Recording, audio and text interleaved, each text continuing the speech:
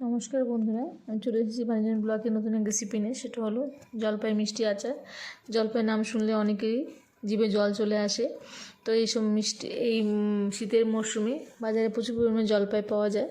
তো আজ জলপাই দিয়ে আমি দু ধরনের আচার বানাবো। তার মধ্যে আমি আপনাদের শেয়ার করছি জলপাই মিষ্টি আচার। খুবই খেতে সুস্বাদু, টক ঝাল মিষ্টি, বেশ খেতে ভালো লাগে। দেখুন কীভাবে বানিয়েছি।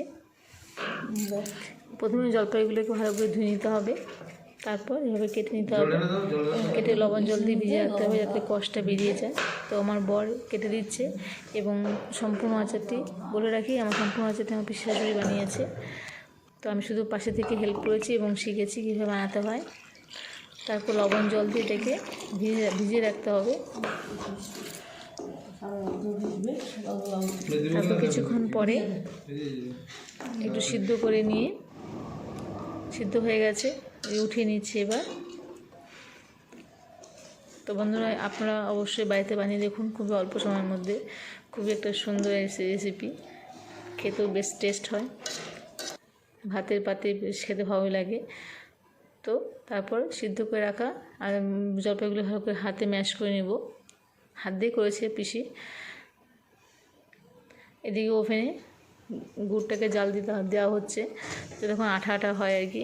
তো আঠাটা হয়ে গেছে, এরপর ম্যাশ করে রাখা জলপাইগুলিকে ওর মধ্যে দেওয়া হলো। বন্ধুরা, আমি আপনার সঙ্গে মশলাটা বানানো শেয়ার করতে পারছি না, কারণ ওটা স্কিপ করে গেছে, সেই জন্য ভিডিও করতে পারিনি। তো পিসি করেছে এর মধ্যে জিরা, মৌরি, মেথি, ধনিয়া আর শুকনো লঙ্কাকে শুকনো ভেজে নিয়ে তারপর মিক্সার গ্রাইন্ডারে পেস্ট করে এটাকে এখানে দেওয়া হয়েছে। দেখুন, টক ঝাল মিষ্টি, খুবই টেস্টি হয়েছে জলপাই আচারটি, মিষ্টি আচার।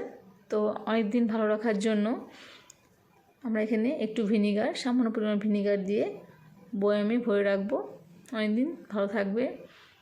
টাটা।